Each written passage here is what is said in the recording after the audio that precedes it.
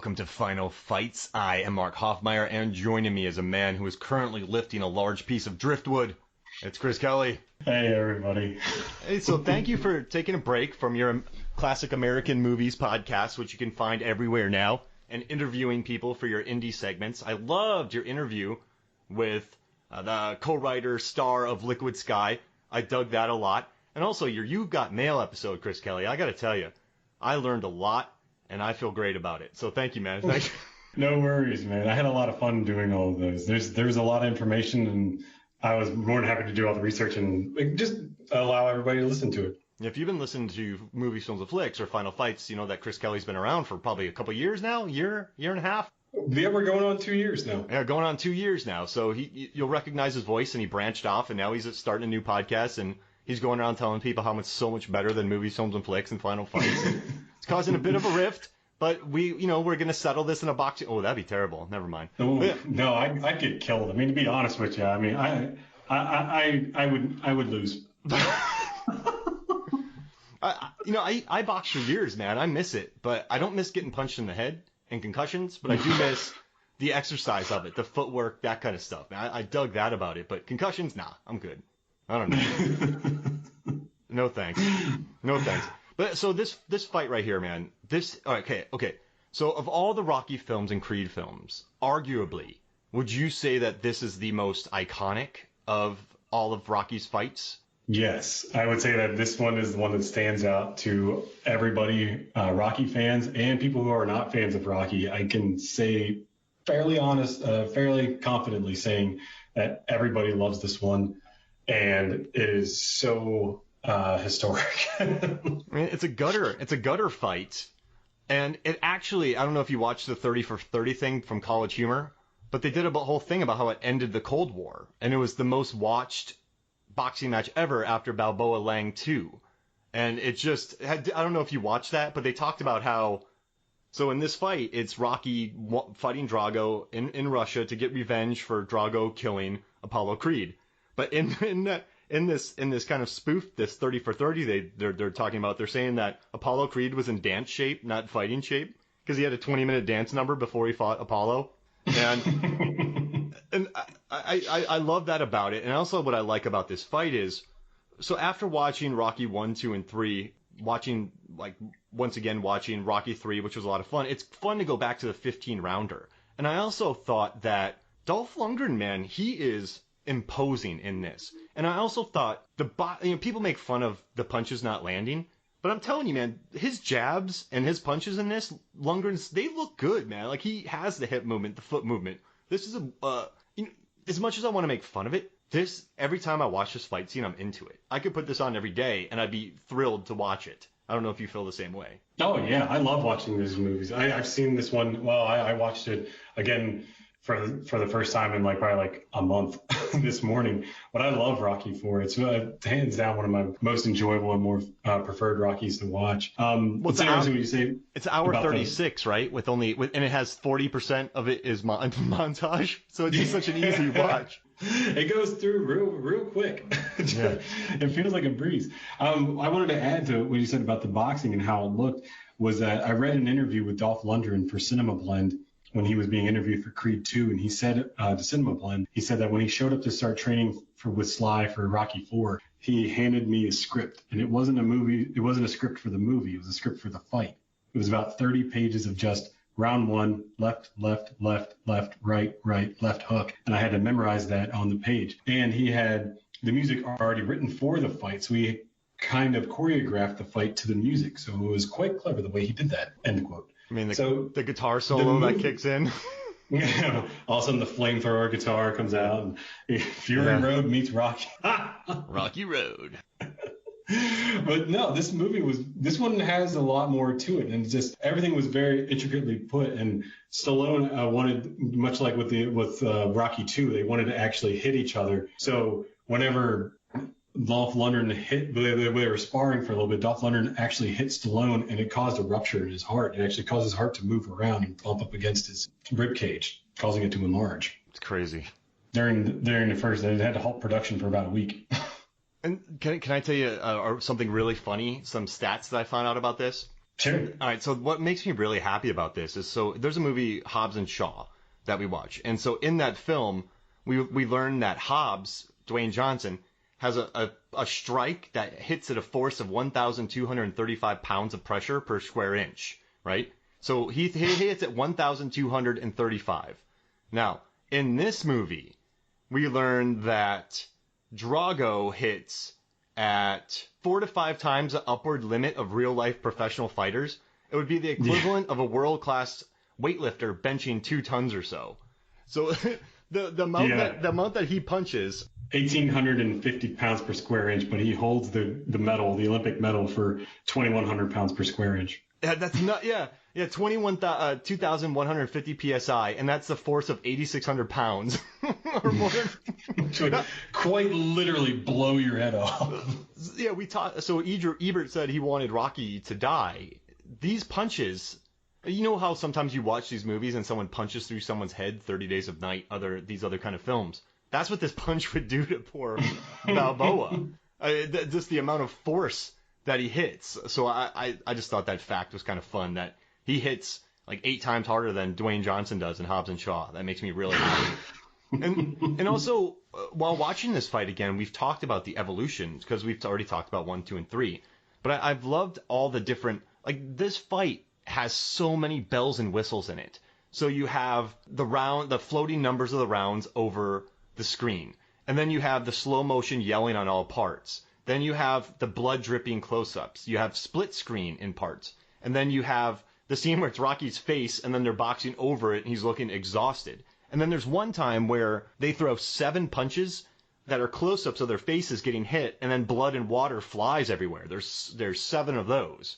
So is there 7 or 8? Yeah, there's 7 of those. So Sylvester Stallone added every bell and whistle like that you could add into. Also, there's 2 melees.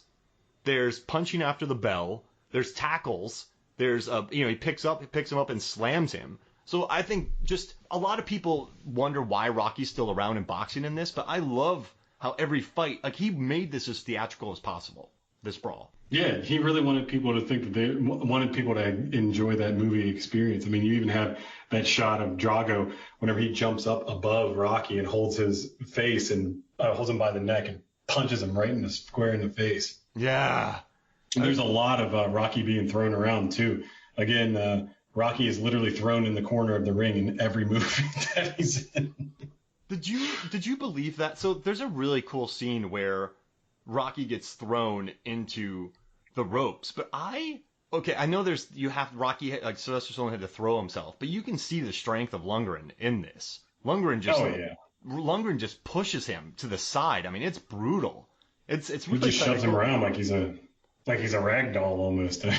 And then I love too that in the first round, Drago lands 61 of his 72 total punches. So he lands 61 punches in the first round. But he's like a block of iron. Oh, I love that line too. I mean, he's not a man. He's like a piece of iron. And honestly, man, this is, and remember when he's like, I will break you. He doesn't break Rocky and he breaks instead. So once again, man, there's a narrative to this fight. I kind of love that he couldn't be the bully, and it's analog versus what is it, like analog versus really technology, the way they train.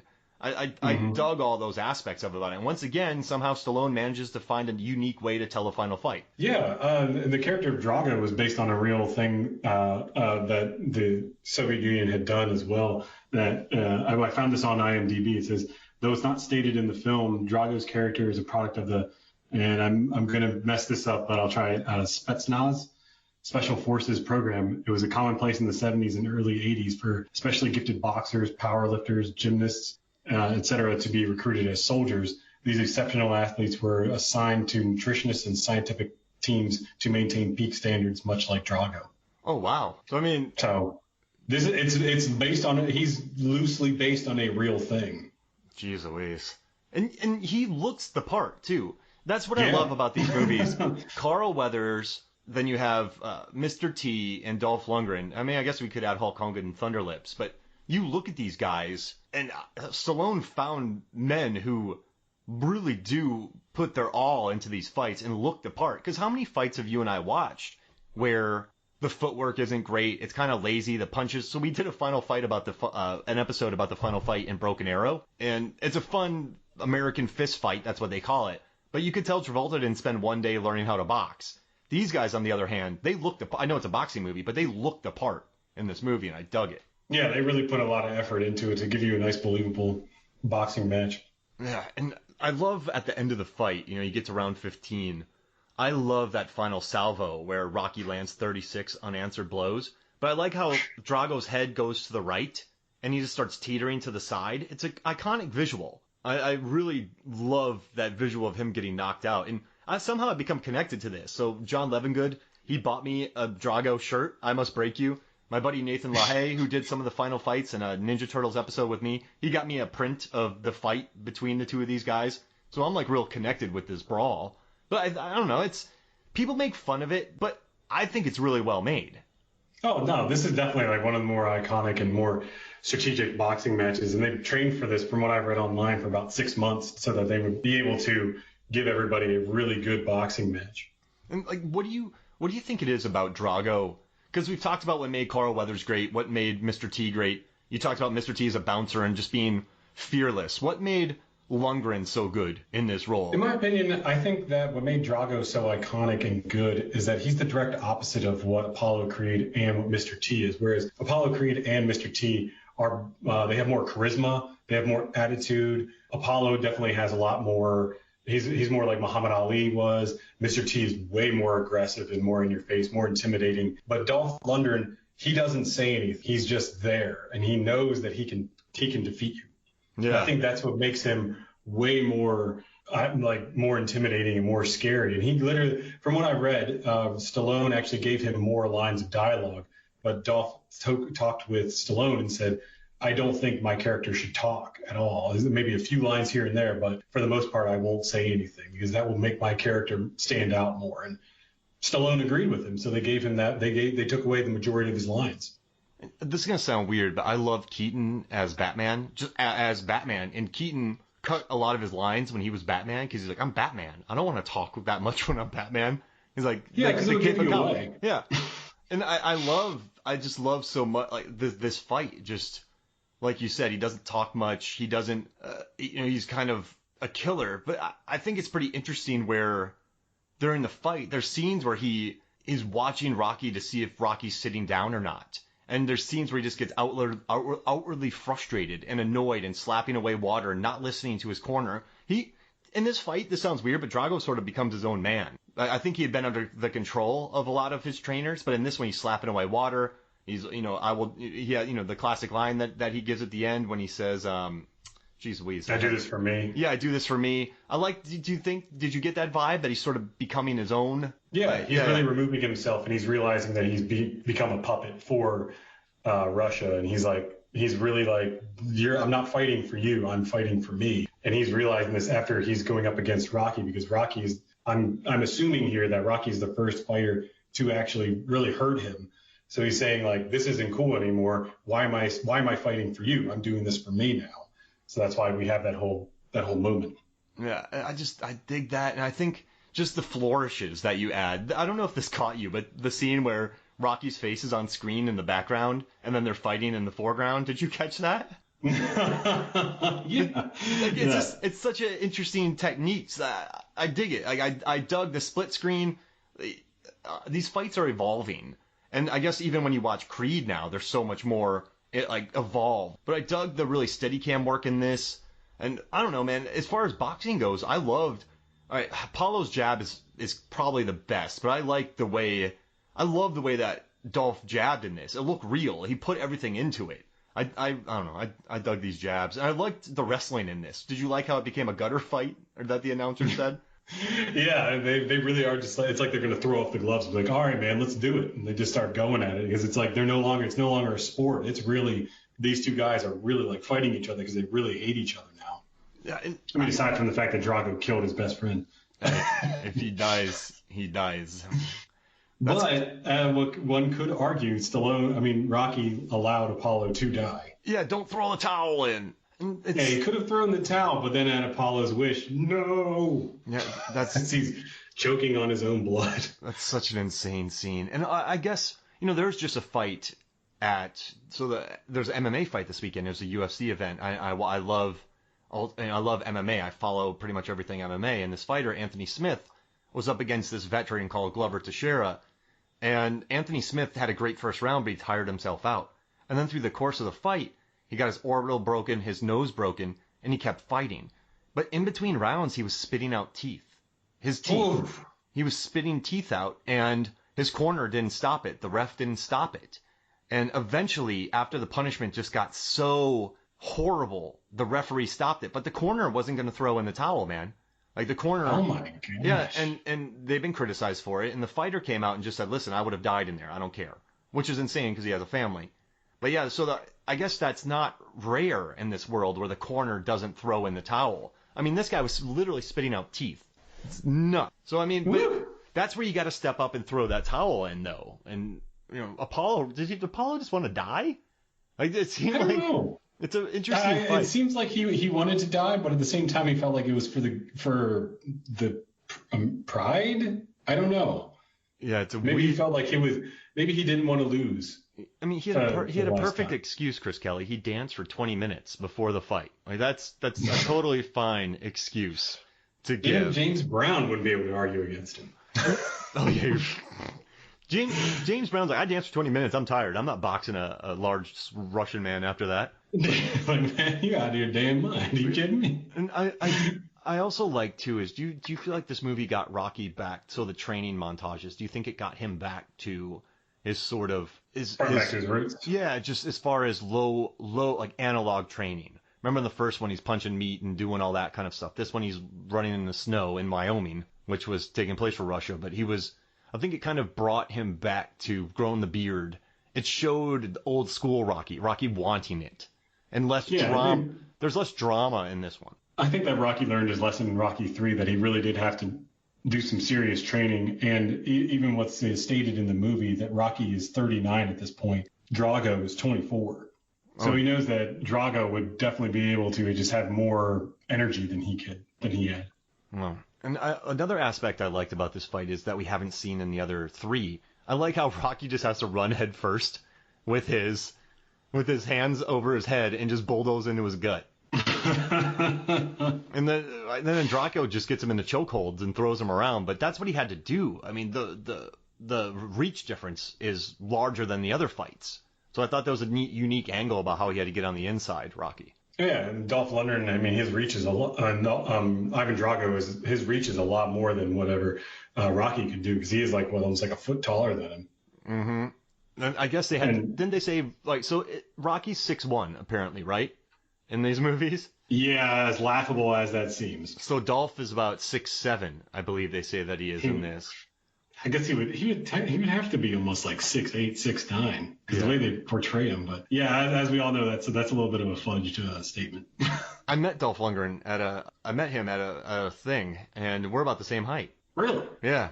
So I'm almost about the same height. That's not as cool as I thought it would be.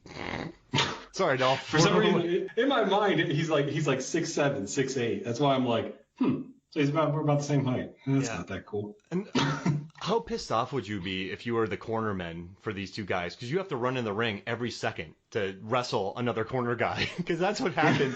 There's so many melees in this fight with people running in and wrestling each other. Beating the crap out of each other more than a Benny Hill skit. Yeah, exactly. But you should watch these melees because these guys are really throwing each other around. It's fun. Yeah, it turns into an Andy Capp cartoon pretty quick. I rewound it a few times and I was just watching the various things going on and it just made me really happy just watching these dudes just wrestle in the ring. That's one of my favorite parts about boxing are the melees in the ring. It makes me happy. Yeah, because they make it seem like it happens all the time, that everybody just jumps in and throws everybody around, and it's like, but I mean, I get it for the drama effect. Do you like how the crowd eventually starts cheering for Rocky? I mean, would that happen? Yeah. I guess people do love the underdog, and I think they would after a while, but I would just be like, well, Rocky is doing a way better job, and I think that the crowd would recognize that. Like at first, obviously they have their pride of their country, but then they see the better boxer, and then it's like, well, maybe we'll shift a little bit over here. Yeah, and they start kind of cheering, and it makes it more fun. And the final speech at the end causes world peace. Yeah, of course. That's what I like. The one thing I don't like, the one weird thing about this movie is in the beginning of round 8, they show Rocky leading in with his head, and Drago is just teeing off on it. And I don't know if you noticed that in the beginning of round 8. Oh yeah, of course. I was like, why? What? Like, doesn't make any sense, but it's like he's got the hardest head in the business. I mean, I guess he's got to utilize what he has. Yeah, you're right. It was just weird after. It seemed out of place. Yeah, because he just got done getting the tar whipped out of him for 7 rounds, and then the first thing he thinks of is, all right, I'm gonna lead this one with my head. No. And we know his head is hard, but prior to that, when he ran in on Drago, he blocked his head. So, and we didn't talk about this on our third one, but did you notice in the third one when Clubber Lang was punching himself out, that Clubber was getting a lot of air and punching? Rocky was blocking, and Clubber was actually hitting Rocky's glove. There's none of that in this fight. Yeah, he's just letting it all out. He's just swinging and getting as much as he can. They both just are wailing at each other there towards as we progress into the fight. All right, so we've watched this fight. We've done all the punch counts. We know how it's 8 minutes and 30 seconds long. We know how long it is. But why does Rocky win this fight, Chris Kelly? Why does he win this fight? He finally gets Ivan down. And I think that Ivan has just worn himself out, much like with the Clubber Lang fight. And Rocky, he is delirious at this point, in my opinion. You can see it in his speech patterns and his movements and the way he's talking, and he's kind of looking around. It's not like how someone would normally do it. He's just I think at this point, he's just delirious, and he really is having a hard time standing up. So I think that's how he wins the fight, is that he is just so delirious that he doesn't even realize that he's standing up. And then Ivan is tired. He gets popped, and that's what makes him go down. Yeah. I do think there's a certain amount of mental breaking, because Rocky by this point is not going to mentally break anymore. Oh no. he's not going to break. Yeah. So do you think and I guess Drago's 24, so this was just his first major test and he lost. But I think do you think this fight could obviously we know what happened because of Creed 2, but I feel like he would have been pushed aside, yes. Like the Russians would not be happy with him. But this might have made him a better boxer because he's been in the deep water now and he knows what it is to kind of break. I guess it never happens, but it seems like it would make him a better boxer losing this fight. I would think so. I think that it would make him a little bit more, how do you put it, like more self-aware, and that he needs to train harder, and that he has to start fighting people who are better than him. And I think that would make him a better boxer, and then he could then go back and maybe even face Rocky again in the future. And he has to lay off the juice. Or maybe kick it up a notch. Who knows? More. Oh, man. So some interesting facts I found about the making of this movie was that during the filming, Dolph Lundgren and Carl Weathers, again, what we had discussed in the making of these movies, Carl Weathers seems to not be getting along with a lot of the other supporting cast members for some reason. And Dolph Lundgren was no different. They apparently got into verbal and physical altercations while filming. And during the exhibition match, Dolph actually threw Carl Weathers into a corner of the ring. Carl Weathers said he quit the movie and said that he was contacting his agent to be removed from the film, and Stallone actually had to get together with him to reconcile so they can finish the movie. So there was a brief period of time, it halted production from what I've read for about 4 days. So Stallone actually had to talk with his management so that Carl Weathers could come back, talk with Dolph Lundgren, and that they could finish this movie. And it seemed like this one was a little bit on Dolph, right? Because he had to talk him down. He had to become less aggressive in this one. Yes.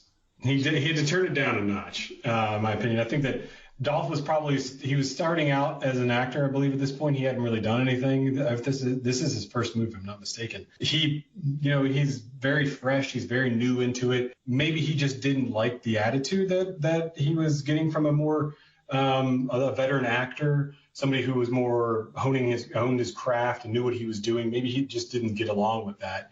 I don't know, but they didn't get along at all, and they had to work on it. They had to work on their differences, and then eventually they could finish the film. Jeez Louise. It sucks. And It's crazy that they killed off Apollo. I mean, it led to Creed, and I love those movies. But I think they would have done Creed anyways. Yeah, in my opinion. I think that I think what really happened, it was just timing. Really, I think that maybe Stallone wanted to make another Rocky film, and then he thought that, well, he's just too old, but we can make a Creed movie and have that then move into having Rocky as a supporting character. And I think I loved Creed. I thought Creed was a fantastic movie. Mm-hmm. So I'm really in favor of them. I'm really hoping that they make Creed 3. I mean, the third one made bank. So the second one, it made some serious money. The second one made it. And it was good too. I mean, I could get into that. It's a whole other discussion, but yeah, I mean, I enjoyed Creed 2. I like the character arc too that they give to Dolph and his son. Well, we can talk about that for the other final fight. We're getting, but this was all right. So how would you rank this? We've talked about Rocky 1 through 4 now. How would you rank these? Oh, Rocky 4 is definitely the best all the fights, and then I think followed by that would be Rocky 1, Rocky 2, and then Rocky 3. But I just want to say again, I think that all these fights are 5-star fights in my opinion. Yeah, I love all of them. But I gotta be old school. I'm just gonna say 1, 4, 2, 3. But I love 1, all 4, of them. 2, 3. But I love. Chris Kelly's head just exploded. But no, I love all of them. It's just. I love the first one. I think it's just so. I like the story. Maybe I know I like the story going up to it. I don't know. It's something about the Rocky 4 fight that I just love so much. It's like the music and the emotions, and it just looks so good in my opinion. It looks great. It looks cinematic. It also has like a raw feel to it. And these are really getting nailed. It looks like it. Oh, I gotta say one more thing, and this is why this fight is number 2. Watch this fight again and watch the extras with cameras. So whenever I watch movies, and I've had to do this when I've worked with extras on film sets years ago, but you give an extra a camera and they forget how to take pictures, and they just start swinging the camera around, taking shots that would never happen. I mean, we're talking the worst imaginable shots, but watch the camera guys in this Rocky 4, the way they take pictures. I don't even know what pictures they're getting. I have to watch it again. I didn't pay attention to the extras. I don't know what they're shooting, but I mean, it's fun. It's a fun fight. I can't hate it for the photography. But see, the thing is, photographers in movies, extra photographers in movies are always bad. I guess that means they're never good, so you can't. It's like a sliding scale of bad. Does that make sense? Yeah, it makes sense, and it depends on who's holding the camera, and a lot of times they do multiple takes of these things. So to the extras, they may think that they're not going to use this take anyways, and it's like that's the take they use. It's like, darn it, I'm just taking selfies in the background with my camera. Gosh, no. And I'm in Rocky 4 taking pictures of myself. That'd be great. I'd like to Bill and Ted myself into that. But this was fun, man. Thank you. Any final thoughts before we get out of here? Do you have any more stats for me? I do. I wanted to end with just a few stats of what possibly happened to Ivan Drago after this fight. This is before Creed 2 that this information had come out. So with Creed 2, we do know what happened with Ivan Drago after the fight. But before that movie had come out, there was a lot of speculation because Ivan Drago was a very beloved character and fans and critics wanted to know what the heck happened.